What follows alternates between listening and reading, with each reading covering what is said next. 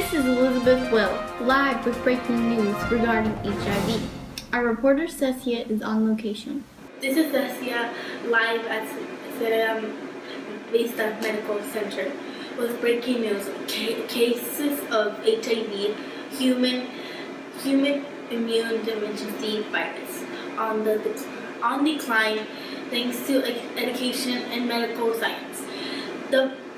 This virus attacks the human immune system, causing it to be vulnerable to attack other diseases and become effectual if not treated properly. It also attacks the T cells. HIV frequently spreads among injection drugs users who share needles and contaminated with blood from an infected person. Women can spread or transmit HIV to their babies during their pregnancy or their birth. HIV treatment is combinations of different anti-HIV drugs, sometimes are called HAART for highly active therapy. Your doctor will start you off with a drug remaining consisting like several drugs. HIV protection is like you can keep from getting HIV from avoiding behaviors that might result contact with infected blood or body fluids. Reduce your number of sex partners, preferably to one partner. Avoid alcohol and drugs, which you compare both your judgment and your immune system. Do not share needles, cookers, cotton, cocaine, spoons, or eyedroppers with others if you use these drugs. Most common ways HIV is spread is by sexual contact. Share needles, transmitting from infected mothers to their newborns during pregnancy or labor or breastfeeding also. HIV population is more than 1 million people in the United States living with HIV infection, and almost 50% of them are unaware of their infection. 35 million people worldwide are currently living with HIV. What are doctors saying about the ways HIV affects the body? HIV attacks and destroys T cells, which are crucial to the immune system.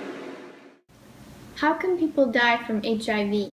Back then, yes, you would die from having HIV, but today with all the medications, HIV can be treated for a longer time. It depends on the viral load.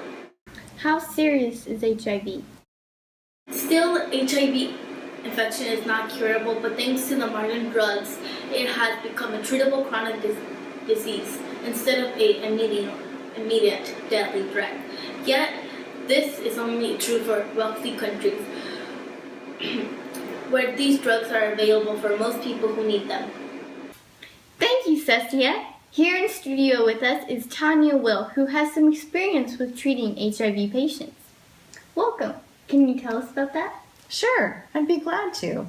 When I first became a nurse 20 plus years ago, being diagnosed with HIV was basically a death sentence. These patients developed deadly infections, and basically there was very little hope for a recovery.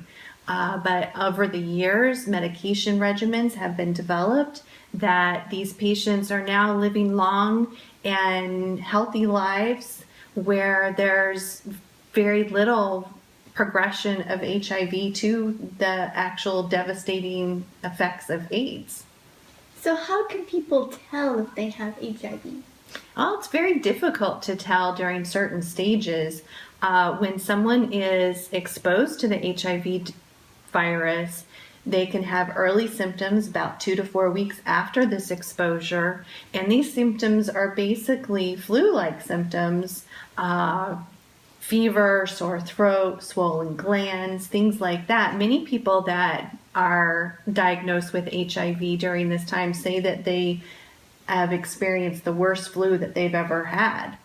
A period of latency occurs after this flu-like symptoms and can last up to 20 years. And during this time, they have very little symptoms at all.